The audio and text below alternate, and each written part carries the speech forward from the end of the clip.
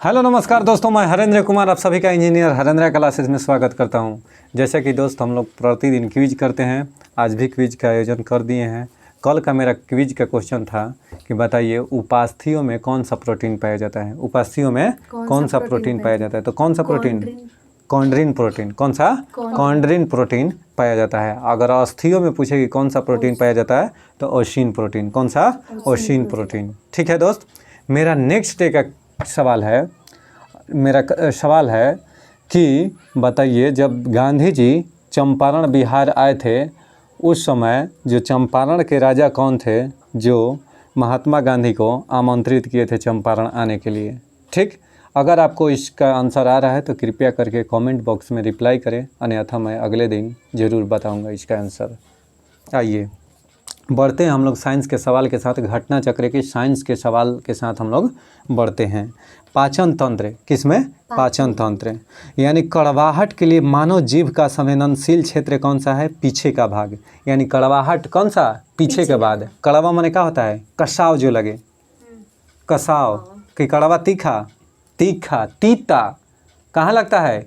पीछे, सबसे पीछे जीभ के तीता लगता है। तीता माने जानते हैं? तीखा, समझ में आ रहा है ना? सबसे आगे मीठा, सबसे आगे मीठा, और उसके जस्ट बगल में कौन सा? नमकीन। कौन सा? नमकीन। और उसके जस्ट बगल में खट्टा, हल्का सा पार्श्व साइड में खट्टा। कौन सा? खट्टा ना, कोई दिक्कत? तो ये रहा जीभ के भाई साहब टोटल। जीभ में एक भी हड्डी नहीं पाई जाती है, ऐसे रेयर केस में दे देता है कि एक हड्डी पाई जाती है जो कि जीभ को हमारे ये ये थी है ना लंग्स, इससे साधे रखता है, कनेक्ट करता है, इसलिए जीभ में हड्डियों की संख्या एक होती है। ठीक, मानव शरीर में पाचन का अधिकांश भाग संपन्न होता है किसमें? तो छोटी आंत में। यानी मानव शरीर का अधिकांश भाग किसमें? मानव शरीर में पाचन का अधिकांश भाग किसमें संपन्न होती हैं? छोटी आंत। ध्यान से सुनिएगा दोस्त, स्टोमक सबसे मेरा पाचन जो प्रक्रिया प्रारंभ होता है और सबसे पहले आता है मुख में, मुख के बाद ग्रास नली से होते हुए कहाँ जाता है? पेट में। पेट कहे तो स्टोमक, स्टोमक कहे तो आमाशय। आमाशय की आकृति जे आकार की होती है। आमाशय की आकृति जे आकार की होती है। ठीक, आमाशय का 3 भाग होता है। आमाशय का 3 भाग होता है, cardiac, fundic, pyloric. Cardiac, fundic, pyloric. यानी फंडिक में काटिनुमा संरचना पाई जाती है जिसे रूजी कहते हैं। और वही रूजी क्या होता है कि जब आप खाना नहीं खाते हैं ना, तो खाना नहीं खाते हैं तो वह रूजी खड़ा हो जाता है। रूजी खड़ा हो जाता है जिससे पेट में चुभन होने लगती है। वहीं अक्सर लोग कहते हैं कि अरे हमारा पेट दुखा रहा है, पेट दर्द कर रहा है क्योंकि हम अभी तक खाना नहीं खाए हैं इसलिए। यानी खाली पेट जब रहेगा आदमी तो उसका पेट में चुभन होने लगेगा, वहीं क्या होता है कि रूजी खड़ा हो जाता है। तो रूजी किस में होता है? तो फंडिक में। किस में? फंडिक में। उसके आगे अगर भोजन आता है तो किस में? छोटी आंत में। किस में? छोटी आंत में। छोटी आंत में आने के बाद छोटी आंत के 3 भाग, छोटी आंत के 3 भाग कौन कौन सा? डेड्यूनम, जेजुनम, इलियम। डेड्यूनम, जेजुनम, इलियम, ये 3 भाग से होते हुए आ जाता है बड़ी आंत में। किस में? बड़ी आंत में। अब बड़ी आंत का 3 भाग फिर होता है, caecum colon rectum. Caecum colon rectum, कोई दिक्कत है? और उसके बाद रेक्टम के माध्यम से मलाशय होते हुए बाहर निकल जाता है। यही पाचन प्रक्रिया था। ओके, चलिए हम लोग बढ़ते हैं। अच्छा, छोटी आंत में भोजन कितने समय तक कम से कम रहता है? 4 घंटे तक। कितने घंटे तक? 4 घंटे तक। छोटी भोजन में ही पूर्ण पाचन होता है। पूर्ण पाचन कहाँ होता है? छोटी आंत में। बहुत सुंदर। ठीक है, पहले जाता है छोटी आंत में ना, तब ना बड़ी आंत में। ठीक है, तब बड़ी आंत से होते हुए, बड़ी आंत में पानी स्टोर होता है केवल, उसमें भोजन स्टोर नहीं होता है। बड़ी आंत में क्या स्टोर होता है? केवल पानी। उसमें पानी और भोजन को क्या कर देता है? अलग कर देता है और उससे होते हुए गुजर जाता है। नहीं, आइए देखिए, प्रोटीन, वसा और कार्बोहाइड्रेट में से मनुष्य की मुख्य गुहा में पाचन प्रारंभ होता है तो कार्बोहाइड्रेट का। यानी प्रोटीन, वसा और कार्बोहाइड्रेट में से मनुष्य के मुख्य गुहा में पाचन प्रारंभ होता है तो कार्बोहाइड्रेट का। किसका? कार्बोहाइड्रेट। यानी कार्बोहाइड्रेट का जो पाचन है बाबू कहाँ से प्रारंभ हो जाता है? मुख्य गुहा से। कहाँ से? मुख्य गुहा से।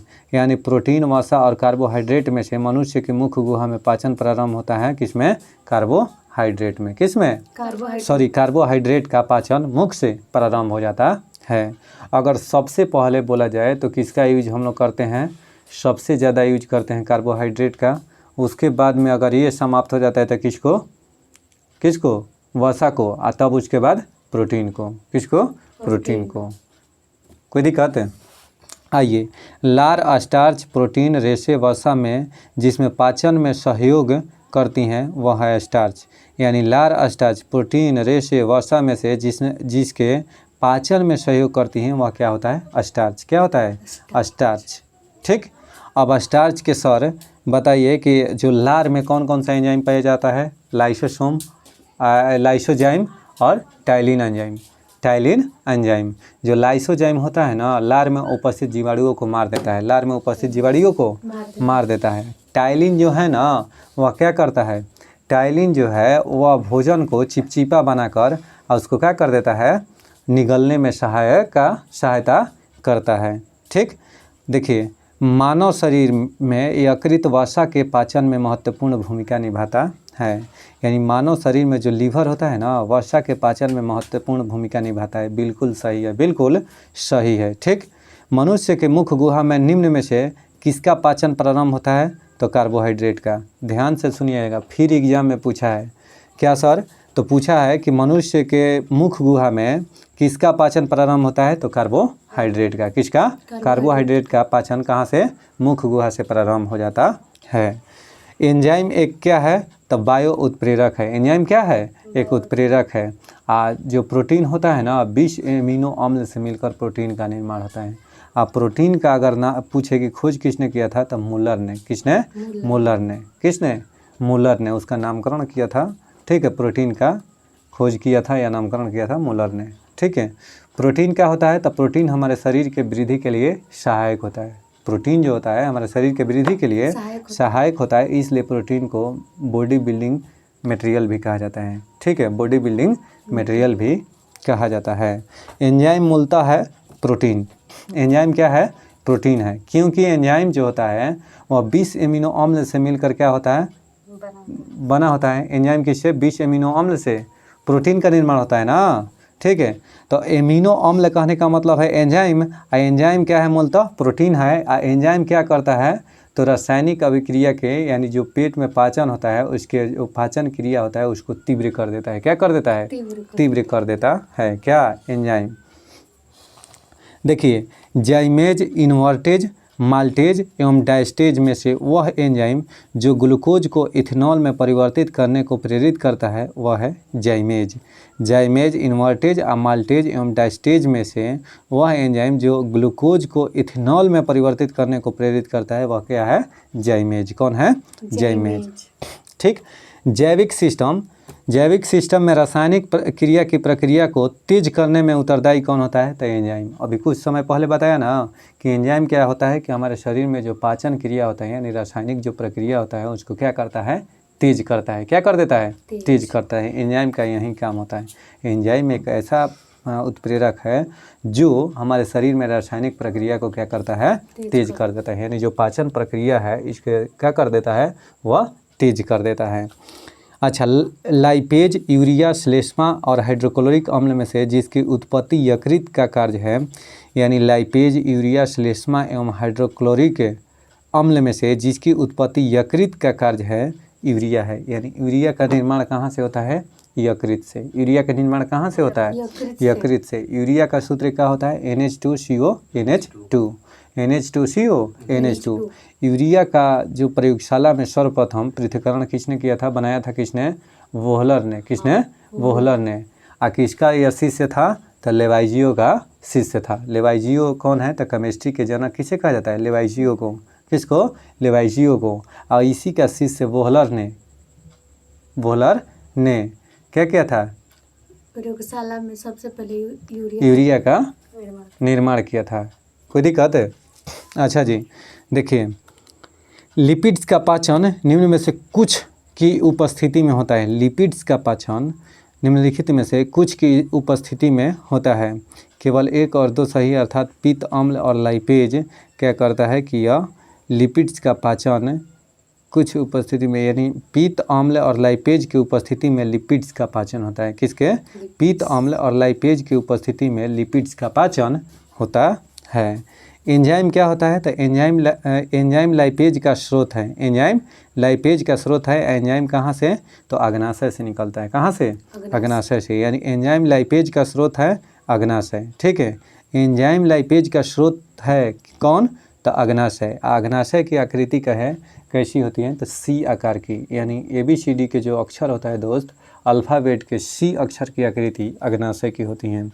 अग्नाशय कैसी ग्रंथि है? तो अग्नाशय मिश्रित ग्रंथि है। कैसी ग्रंथि है? मिश्रित ग्रंथि है। अग्नाशय मिश्रित ग्रंथि है। ठीक, अग्नाशय से ही इंसुलिन स्रावित होता है। अग्नाशय के बीटा कोशिका से इंसुलिन का स्राव होता है। बीटा कोशिका से इंसुलिन का स्राव होता है और इंसुलिन के कम स्राव होने से ही मधुमेह रोग होता है, जिसे शुगर रोग कहते हैं आप लोग। ठीक है, या इसी को चीनिया रोग कहा जाता है। अगर शुगर का बात करें तो शुगर का सूत्र क्या होता है, यानी चीनी का फार्मूला क्या होता है? रासायनिक फार्मूला C12H22O11। C12H22O11 होता है। अगर ग्लूकोज के बात करें कि सूत्र क्या होता है? तो C6H12O6। ठीक है, C6H12O6 होता है। ठीक, आइए, एंजाइम लाइपेज का स्रोत है तो अग्नाशय। मानव तंत्र में ट्रिप्सिन, गैस्ट्रिन, टाइलिन एवं पेप्सिन में से पाचक एंजाइम नहीं है। कौन सा पाचक एंजाइम नहीं है? तो गैस्ट्रिन जो है ना दोस्त, वह पाचन एंजाइम नहीं है। यानी गैस्ट्रिन जो है, गैस्ट्रिन वह पाचक एंजाइम नहीं है। नहीं तो ट्रिप्सिन, टाइलिन और पेप्सिन ये सब पाचक एंजाइम है। टाइलिन अभी बताया मैं कि टाइलिन क्या करता है कि भोजन को पचाने में टाइलिन कहाँ से स्रावित होता है? मुख से। कहाँ से? मुख से। लाइसोजाइम और टाइलिन। टाइलिन क्या होता है कि मुख से स्रावित होकर भोजन को चिपचिपा बना देता है, जिससे हमें ग्रास नाली से निगलने में क्या होता है? सहायता होता है। चलिए, मानव शरीर में प्रोटीन का पाचन प्रारंभ होता है कहाँ से? तो अग्नाशय से। यानी मानव शरीर में प्रोटीन का पाचन जो होता है बाबू, प्रारंभ होता है अग्नाशय में। कहाँ पर? अग्नाशय में। प्रोटीन का पाचन अग्नाशय में। हमारे आहार नाल में सभी प्रोटीनों का पाचन केवल क्षुद्रांत्र में होता है। यानी हमारे आहार में सभी प्रोटीनों का पाचन केवल कहाँ होता है? क्षुद्रांत्र में होता है। कहाँ पर? क्षुद्रांत्र में होता है। यह गलत है। क्या है? यह गलत है। अग्नाशय से प्रोटीन का पाचन करने वाली एंजाइम को क्षुद्रांत्र में छोड़ा जाता है। यानी अग्नाशय से प्रोटीनों का पाचन करने वाली एंजाइम को किस में छोड़ा जाता है? क्षुद्रांत्र में छोड़ा जाता है। यह सही है, बिल्कुल सही है कि अग्नाशय से जो प्रोटीन का पाचन करने वाली एंजाइम को क्षुद्रांत्र में छोड़ा जाता है। यूरिएज, सल्फेटेज, ट्रिप्सिन एवं प्रोटीएस में से प्रोटीनों के पाचन में सहायक एंजाइम है कौन? तो ट्रिप्सिन। कौन सा? ट्रिप्सिन। ठीक, स्टार्च को जल अपघटन से ग्लूकोज बनाने वाला एंजाइम कौन है? एमाइलेज। फिर से सुनिएगा, स्टार्च को जल अपघटन से ग्लूकोज बनाने वाला एंजाइम कौन है? एमाइलेज। कौन है? एमाइलेज। अब आइए, एंजाइम ट्रिप्सिन उत्प्रेरक का कार्य करता है तो प्रोटीन को अमीनो अम्ल में परिवर्तन करने में। यानी प्रोटीन को अमीनो अम्ल में परिवर्तन करने में कौन सा उत्प्रेरक कार्य करता है? तो ट्रिप्सिन एंजाइम। कौन सा? ट्रिप्सिन एंजाइम जो होता है ना, वह प्रोटीन को अमीनो अम्ल में परिवर्तित करने में सहायक होता है। मानव शरीर में पुच्छ संलग्न होता है बृहदांत्र से। कहाँ से? बृहदांत्र से। यानी मानव शरीर में जो पूँछ होता है वह संलग्न होता है बृहदांत्र से। किससे? बृहदांत्र से। मानव शरीर में क्षुद्रांत्र के 3 संरचनात्मक भागों की लंबाई का सही ह्रासमान क्रम है तो शेषांत्र, मध्यांत्र और ग्रहणी। शेषांत्र, मध्यांत्र और ग्रहणी। यह कह रहा है कि क्षुद्रांत्र के 3 संरचनात्मक भाग हैं। अब क्षुद्रांत्र भाई साहब हम लोग आज जाने, आप लोग भी उम्मीद करता हूं कि नहीं जानते होंगे। ध्यान दीजिएगा, मानव शरीर में क्षुद्रांत्र के 3 संरचना भागों की लंबाई का सही क्रम है तो देखिए शेषांत्र, मध्यांत्र और ग्रहणी। यह क्षुद्रांत्र के 3 भाग होता है। एंजाइम तथा उसके कार्यों का सही क्रम है तो ई कोलाई प्रतिबंधित यानी DNA को विशिष्ट से संबंधित है। ठीक, प्रोटीन स्टार्च एवं रेशे में से लार की सहायता से पच जाता है तो स्टार्च जो है ना, वह लार की सहायता से पच जाता है। और लार अम्लीय है कि क्षारीय? तो लार क्या है? अम्लीय में आता है। लार क्या में आता है? अम्लीय में आता है। थोड़ा सा उदासीन से हल्का सा इसका pH मान कम होता है, इसलिए यह किस में आ जाता है बाबू? अम्लीय में। ठीक है, मानव शरीर में सेल्यूलोज के पाचन में असक्षम है। मानव शरीर सेल्यूलोज के पाचन में असक्षम है। बिल्कुल सही है कि हमारा शरीर जो है सेल्यूलोज का पाचन नहीं करता है, यानी कर नहीं सकता है। सर, कहने का मतलब कि जितना घास वगैरह होता है ना, इस सब में सेल्यूलोज की मात्रा होता है। लकड़ी जो होता है ना, इस सब में सेल्यूलोज की मात्रा होता है। तो ये सब पशु जो है ना, पशु गाय भैंस, ये सब इस सब में सेल्यूलोज पचाने की क्षमता होती है, ठीक ना। यानी ये सब सेल्यूलोज को पचा सकती हैं, ठीक। इसमें लाइसोसोम बहुत अधिक बड़ा मात्रा में पाया जाता है, जो सेल्यूलोज को पचाने में क्या करता है, मदद करता है, ठीक है। और लाइसोसोम को ही क्या कहते हैं, आत्महत्या की थैली, आत्मघात की थैली कहा जाता है। लाइसोसोम की खोज किसने किया था, डी डुबे ने किया था। लाइसोसोम की खोज डी डुबे ने किया था। लाइसोसोम क्या करता है, तो सेल्यूलोज के पाचन में सहायक होता है। या पशुओं में खास करके विशेषतः गाय भैंस ये सब जो होता है ना, जो भी ये सब घास पदार्थ खाती हैं, हाथी हो गया, इस सब में सेल्यूलोज पचाने की क्षमता अधिक होती है, क्योंकि इस सब में क्या होता है कि लाइसोसोम की मात्रा बहुत बड़ी मात्रा में पाया जाता है। यानी लाइसोसोम जो होता है बहुत अधिक मात्रा में पाया जाता है, यानी बड़ा मात्रा में। समझ में आया ना, जो कि सेल्यूलोज के पचाने में क्या होता है, सक्षम होता है। तो हम लोग का शरीर जो दोस्त है ना, यह सेल्यूलोज का पाचन नहीं कर सकता है, थोड़ा बहुत माइनर कर सकता है। मानव शरीर में स्टार्च अपघटक एंजाइम यानी डायस्टेज विद्यमान रहता है। यह देखिए कि दोनों कथन सही है, यानी मानव शरीर में स्टार्च अपघटक एंजाइम डायस्टेज विद्यमान रहता है, यानी स्टार्च के अपघटक करने वाला यानी विघटन करने वाला एंजाइम डायस्टेज विद्यमान रहता है। तो डायस्टेज बिल्कुल विद्यमान रहता है, तो यह बिल्कुल सही है। यानी ए और आर दोनों सही है, और ए का सही स्पष्टीकरण नहीं है। देखिए ए और आर दोनों सही है, लेकिन जो आर है वह ए का सही स्पष्टीकरण नहीं है। शरीर में अतिरिक्त ग्लूकोज ग्लाइकोजन में परिवर्तित होकर भंडारित रहता है, तो यकृत में। शरीर में अतिरिक्त ग्लूकोज ग्लाइकोजन में परिवर्तित होकर भंडारित रहता है, तो यकृत में। किस में, यकृत में। यकृत एवं मांसपेशियों में ऊर्जा जमा होती है, तो ग्लाइकोजन के रूप में। यानी यकृत एवं मांसपेशियों में ऊर्जा जमा होती हैं, तो किस रूप में, ग्लाइकोजन के रूप में। किस में, ग्लाइकोजन के रूप में। मानव शरीर की सबसे बड़ी ग्रंथि कौन सी है, यकृत। अगर मानव शरीर की सबसे बड़ी ग्रंथि की बात करें दोस्त, तो यकृत होता है। यकृत का वजन कितना होता है, तो 1.5 kg। यकृत का ऊतक जो होता है ना, पुनः निर्मित हो सकता है, यानी इसका जो टिश्यू होता है एक बार मर जाता है, यानी कहने का मतलब है कि किसी प्रकार की दिक्कत हो गया आपके पाचन प्रक्रिया में, तो पुनः यह सबसे तीव्र गति से इसका टिश्यू निर्माण होता है, यानी सबसे जल्दी यह रिकवर करता है। बात समझ में आ गया ना। अच्छा, यकृत में कौन कौन सा विटामिन संचित रहता है, विटामिन ए और कौन सा, विटामिन ए और बी और सी संचित नहीं रहता है। विटामिन ए और ई इसमें क्या रहता है, संचित रहता है। डी तो सूरज के प्रकाश से ही मिलता है, ठीक है। बी और सी इसमें संचित नहीं रहता है। विटामिन बी और सी जो है किसी भी वस्तु को गर्म करने पर यह क्या हो जाता है कि स्वतः क्या हो जाता है, समाप्त होने लगता है। यानी किसी भी वस्तु को अगर आप या कोई भी भोजन को आप गर्म करते हैं ना, खाना बनाते हैं ना, तो उस दौरान क्या होता है कि बी और सी की मात्रा घटने लगता है, अर्थात ये रिलीज होने लगता है, निकलने लगता है, ठीक। देखिए, जल में घुलनशील विटामिन कौन सा होता है, बी और सी। जल में घुलनशील है, जल में घुलनशील विटामिन कौन है, बी और सी। वसा में घुलनशील विटामिन ए डी ई के वसा में घुलनशील विटामिन है। विटामिन के खोज 1911 में फंक ने किया था। किसने, फंक ने कब किया था, 1911 ईस्वी में। विटामिन ए का रासायनिक नाम रेटिनॉल, बी1 का रासायनिक नाम थायमिन, और बी2 के राइबोफ्लेविन, और बी3 के नियासिन, और बी4 या बी5 के क्या होता है, बी4 या बी5 के पेंटाथेनिन,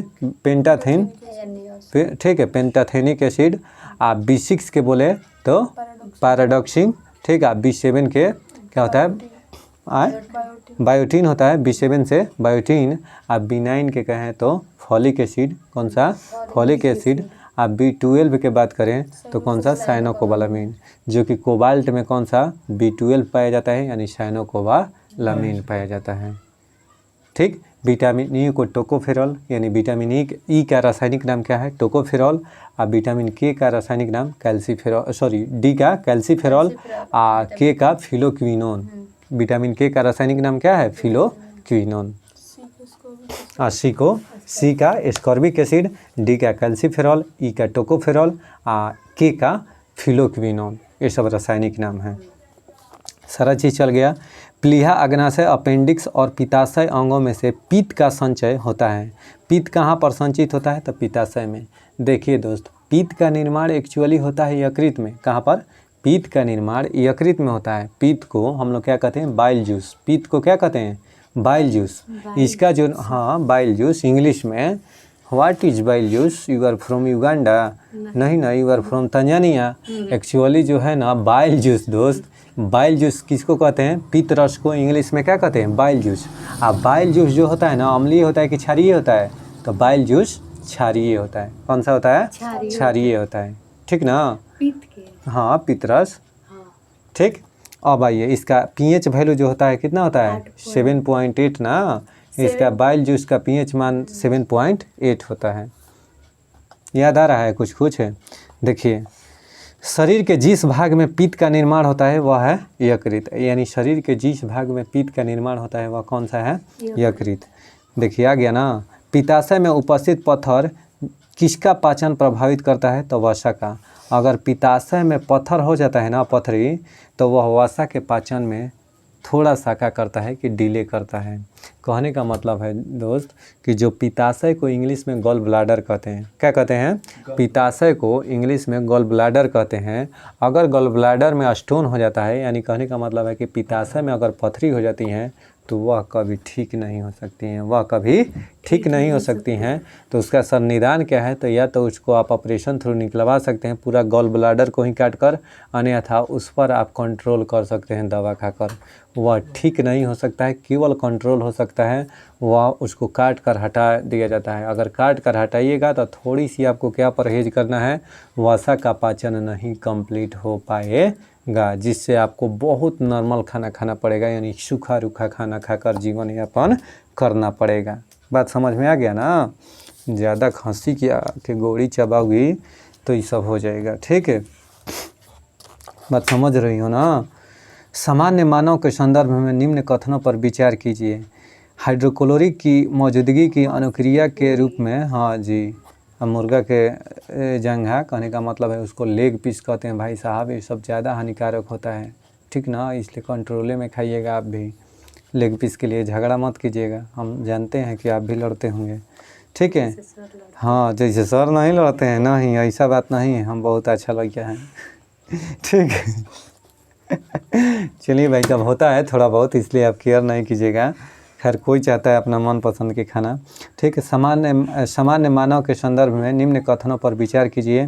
HCl की मौजूदगी की अनुक्रिया के रूप में ग्रहणी से सेक्रेटिन उत्पन्न होती है। कहने का मतलब है कि जो हाइड्रोक्लोरिक अम्ल होता है ना, कि मौजूदगी की अनुक्रिया के रूप में ग्रहणी से सेक्रेटिन उत्पन्न होता है। क्या उत्पन्न होता है? सेक्रेटिन उत्पन्न होता है। अच्छा, वसीय अम्लों की मौजूदगी की अनुक्रिया के रूप में क्षुद्रांत्र से एंट्रोगेस्ट्रॉन उत्पन्न होता है। क्या उत्पन्न होता है? एंट्रोगेस्ट्रॉन उत्पन्न होता है। दोनों कथन सही है, दोनों कथन सही है। पेप्सिन, लैक्टेस, यूरिएस तथा जाइमेस में से वह एंजाइम जो प्रोटीन को एमिनो अम्लों में विघटित करता है वह है पेप्सिन। कहने का मतलब है कि पेप्सिन, लैक्टेस, यूरिएस, जाइमेस में से वह एंजाइम जो प्रोटीन को एमिनो अम्ल में विघटित करता है वह कौन सा है? पेप्सिन। प्रोटीन को क्या करता है? पेप्सिन एमिनो अम्ल में विघटित कर देता है।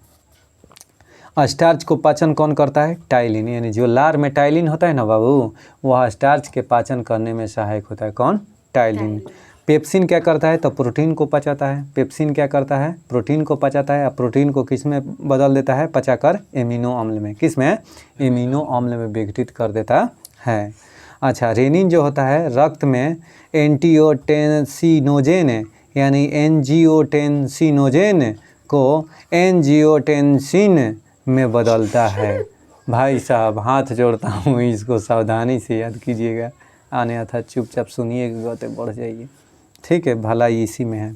यानी कहने का मतलब है एंजियोटेंसिनोजेन को एंजियोटेंसिन में बदलता है। रेनिन क्या करता है दोस्त, रेनिन जो होता है ना दूध में उपस्थित प्रोटीन को क्या करता है, पचाता है नहीं। यानी दूध के पाचन में कौन सहायक होता है, रेनिन। क्या करता है, रेनिन क्या करता है, दूध को पचाने में सहायक होता है। बाप रे, ठीक है। मृषण पेशियों यानी स्मूथ मसल। मृषण पेशियों कहने का मतलब है स्मूथ मसल्स, यानी जो चिकना होता है ना मांसपेशी, चिकना मांसपेशी में सिकुड़न प्रेरित करता है। तो ऑक्सीटोसिन यानी मसृण पेशियों में सिकुड़न प्रेरित करता है किसको, तो ऑक्सीटोसिन को। किसको, ऑक्सीटोसिन को। अच्छा, सुमेलित है तो विटामिन जो होता है कैरोटीन, यानी विटामिन किसका पाचन करता है, कैरोटीन। अच्छा, एंजाइम पेप्सिन, यानी पेप्सिन किस में कन्वर्ट करता है, एंजाइम को पचाता है। कैरोटीन विटामिन, ठीक। हार्मोन टेस्टोस्टेरोन क्या है बाबू, हार्मोन है। कैरेटिन क्या है, तो प्रोटीन है, कैरेटिन प्रोटीन है। कैरेटिन प्रोटीन ही जो दोस्त नाखून में पाया जाता है। नाखून में कौन सा, कैरेटिन प्रोटीन ही पाया जाता है। नाखून काटने पर हमें रक्त नहीं निकलता है, क्योंकि इसमें इसकी जो कोशिका होती है वह मृत कोशिका होती है। क्यों, कौन कोशिका होती है, देखिए चीनी में क्या होता है बाबू, सुक्रोज होता है। चीनी में सुक्रोज होता है, दुग्ध शर्करा लैक्टोज, फल शर्करा फ्रुक्टोज। यानी फल शर्करा किसे कहा जाता है, फ्रुक्टोज को। चीनी में क्या होता है, सुक्रोज होता है। फल शर्करा में यानी फल में कौन सा होता है, फ्रुक्टोज होता है। दूध में कौन सा होता है, लैक्टोज, दूध में लैक्टोज होता है। अच्छा, द्राक्षा शर्करा में ग्लूकोज होता है, द्राक्षा शर्करा में ग्लूकोज होता है। स्टीविया क्या है, तो प्राकृतिक स्वीटनर है। स्टीविया क्या है, तो प्राकृतिक स्वीटनर है। क्या है बाबू, प्राकृतिक स्वीटनर। ग्लूकोज का सूत्र क्या होता है, C6H12O6 होता है। हम उम्मीद करते हैं कि आप लोग इतना देर तक समझ गए होंगे। आगे हम इतिहास के क्वेश्चन पढ़ेंगे, ठीक है, ठीक। आइए दोस्त हम लोग इतिहास में बढ़ते हैं। देखिए, भारत में फ्रांसीसियों ने अपना सबसे पहला कारखाना कहाँ स्थापित किया था, सूरत में। कहाँ पर, सूरत में। बहुत सुंदर क्वेश्चन के आंसर। फ्रांसीसी ईस्ट इंडिया कंपनी कहाँ स्थापित हुई थी और कह रही है कि देख के बोल रही है, ऐसा बात नहीं ना है, ठीक कह रही कि देख के, ठीक है। फ्रांसीसी ईस्ट इंडिया कंपनी की स्थापना, ठीक है। चलिए दोस्त, फ्रांसीसी ईस्ट इंडिया कंपनी की स्थापना फ्रांसीसी ईस्ट इंडिया कंपनी स्थापित हुई थी कहाँ पर, तो लुई 14वें के शासनकाल में। किसके शासनकाल में, लुई 14वें के शासनकाल में। भारत में फ्रांसीसी कंपनी का संस्थापक माना जाता है किसको, काल्वर्ट को। किसको, काल्वर्ट को भारत में फ्रांसीसी कंपनी का संस्थापक माना जाता है। किसको बाबू, काल्वर्ट को। बंगाल में डचों द्वारा स्थापित कारखाना था तो हुगली और चिंसुरा में। यानी बंगाल में डचों द्वारा स्थापित कारखाना, बंगाल जो था ना, बंगाल जो है भी अभी, वहाँ पर दो जगह यानी हुगली और चिंसुरा में डचों ने कारखाना स्थापित किया था। क्या स्थापित किया था, कारखाना। तो डच ने पूछा है कि बंगाल में कहाँ पर कारखाना खोला था, तो हुगली और चिंसुरा में। हुगली और चिंसुरा में। डच ईस्ट इंडिया कंपनी ने पटना में अपनी फैक्ट्री स्थापित किया था कब, तो 1632 ईस्वी में। अर्थात डच ईस्ट इंडिया कंपनी ने पटना में कब फैक्ट्री स्थापित किया था, तो 1632 ईस्वी में। कब, 1632 ईस्वी में। फ्रांसीसी दक्कन में शक्ति आंदोलन स्थापित करने में असफल रहे क्योंकि अंग्रेजों की फौज शक्तिशाली थी। यानी फ्रांसीसी दक्कन में शक्ति आंदोलन स्थापित करने में असफल रहे क्योंकि अंग्रेजों की फौज क्या थी, शक्तिशाली थी। भारत में यूरोपीय शक्तियों के आगमन का क्रम है। यूरोपीय शक्तियों के आगमन का क्रम है तो सबसे पहले कौन आए, पुर्तगीज यानी पुर्तगाली आए, उसके बाद डच आए और उसके बाद अंग्रेज आए और उसके बाद फ्रांसीसी आए। इन कंपनियों के स्थापना के अगर क्रम बता दिया जाए दोस्त, तो इस पुर्तगाली ईस्ट इंडिया कंपनी की स्थापना कब हुआ था, कब है, 1498 ईस्वी में। कब है, 14, कहाँ ध्यान है, 1498 ईस्वी में। ईस्ट इंडिया कंपनी का स्थापना कब हुआ था, 1600 ईस्वी में। कब, 1600 ईस्वी में। डच ईस्ट इंडिया कंपनी का स्थापना कब हुआ था, दो में 1600 दो में बोलत नहीं खसन 1602 में डेनिश ईस्ट इंडिया कंपनी का स्थापना कब हुआ था? 1616 में। फ्रांसीसी ईस्ट इंडिया कंपनी का स्थापना कब हुआ था? 1664 में। स्वीडिश ईस्ट इंडिया कंपनी का स्थापना कब हुआ था?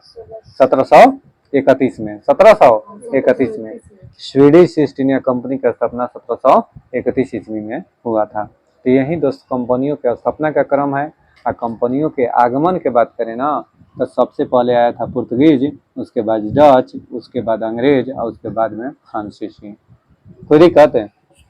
आइए करे कि सुमेलित कीजिए। तो पांडिचेरी में मुख्यालय किसका था? तो फ्रेंच का। गोवा में कौन थे? पुर्तगाली, यानी गोवा की स्थापना, गोवा पर आधिपत्य किसका था? तो पुर्तगालियों का। पांडिचेरी में किसका आधिपत्य था? तो फ्रेंच का। और ट्रांकेबार में डेनिश का, यानी डेन का।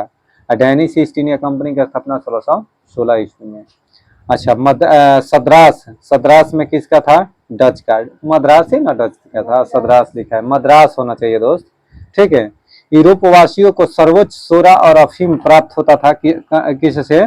तो बिहार से। अगर पूछा जाए कि यूरोप वासियों को सर्वोत्तम सोरा और अफीम कहाँ से प्राप्त होता था बाबू? बिहार से। कहाँ से? बिहार से।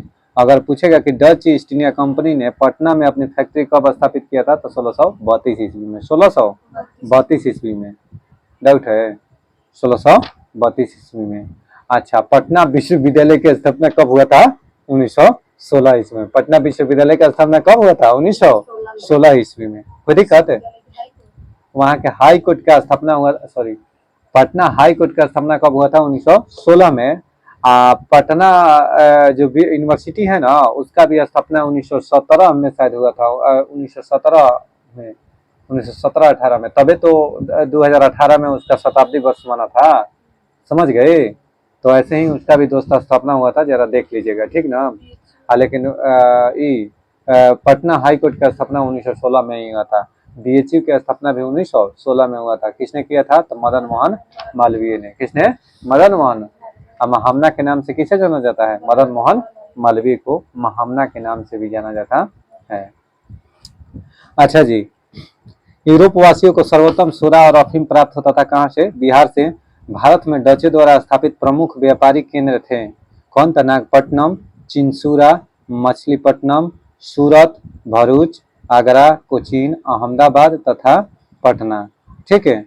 भारत में डचों द्वारा स्थापित प्रमुख व्यापारिक केंद्र थे। यूरोपियों में से स्वतंत्रता पूर्व भारत में व्यापारी के रूप में सबसे अंत में आए थे कौन? तो फ्रांसीसी। कौन आए थे सबसे अंत में? फ्रांसीसी। कब इसने फ्रांसीसी ईस्ट इंडिया कंपनी की स्थापना किया था? तो 1664 में। कब बाबू?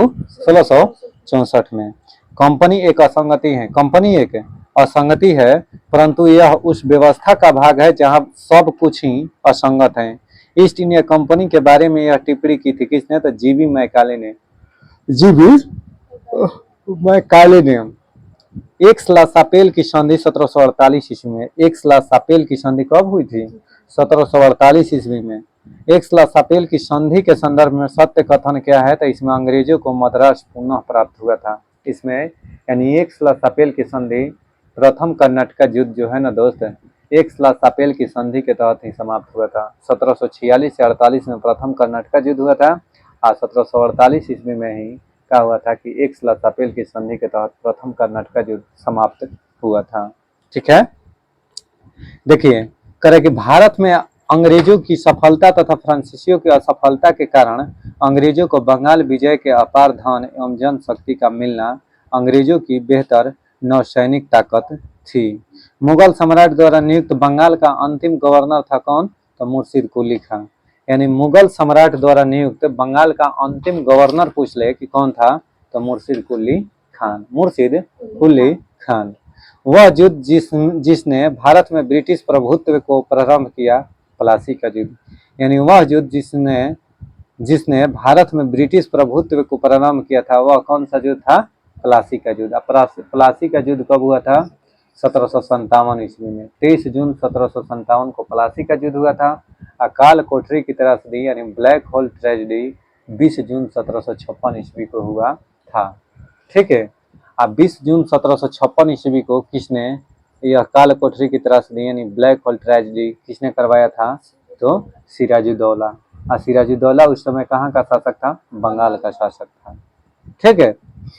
सिराजुद्दौला लॉर्ड क्लाइव का द्वारा परास्त हुआ था तो प्लासी के युद्ध में। सिराजुद्दौला और रॉबर्ट क्लाइव के बीच प्लासी का युद्ध हुआ था, जिसमें सिराजुद्दौला मीर जाफर के धोखाधड़ी से क्या हुआ था? प्लासी के युद्ध में पराजित हुआ था। अब मीर जाफर कौन था? तो सिराजुद्दौला के कौन था? यह सेनापति था। कौन था? सेनापति था। भारतवर्ष में ब्रिटिश साम्राज्य का संस्थापक कौन था बाबू? Lord Robert Clive. Lord Robert Clive जो था भारत में ब्रिटिश साम्राज्य का संस्थापक था। अल्बुकर्क, रॉबर्ट क्लाइव, फ्रांसीसी डुप्ले तथा लॉर्ड कॉर्नवालिस में से जिसे स्वर्ग से उत्पन्न सेनानायक कहा गया है रॉबर्ट क्लाइव। रॉबर्ट क्लाइव को बाबू स्वर्ग से उत्पन्न सेनानायक कहा गया है। रॉबर्ट क्लाइव को क्या कहा गया? स्वर्ग से उत्पन्न सेनानायक। बहुत बढ़िया।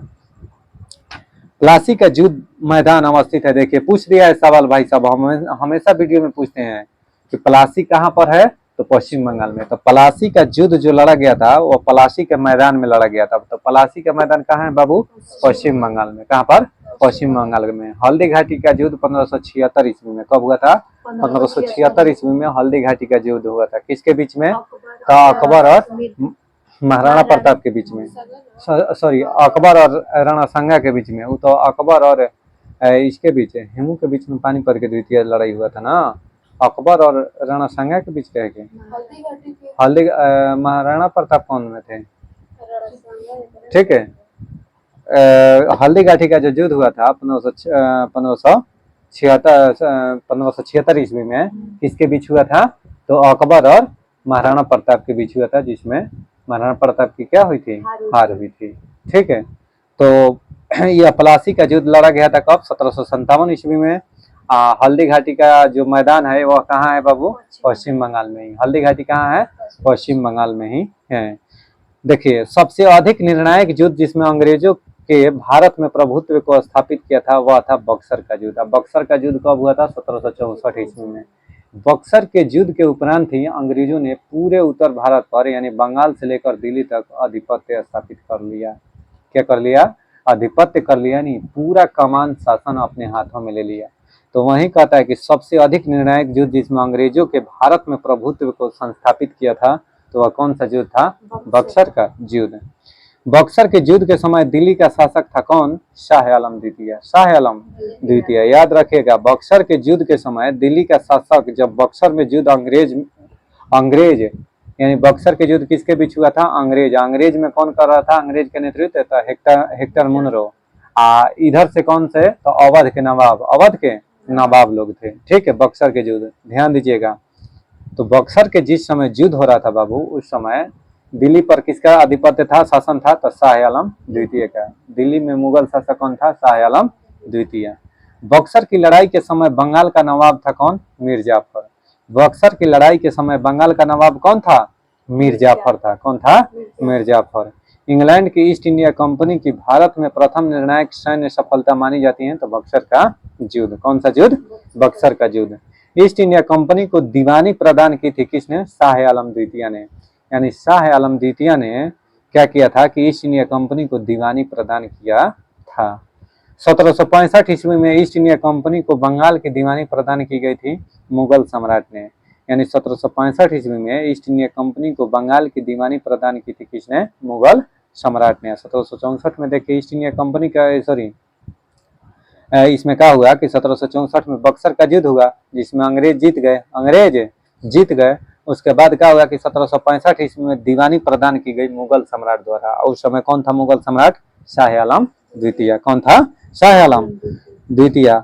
वह गवर्नर जिसके कार्यकाल में ईस्ट इंडिया कंपनी को शहंशाह आलम द्वितीय द्वारा बंगाल, बिहार तथा उड़ीसा में दीवानी अधिकार प्रदान किए गए वह था लॉर्ड क्लाइव। कौन था? Lord Clive. उस समय ईस्ट इंडिया कंपनी के गवर्नर था। कौन था? गवर्नर था कौन? Lord Clive. इसी के शासनकाल में ही क्या हुआ था कि बंगाल, बिहार और उड़ीसा को दीवानी अधिकार प्रदान हुआ था।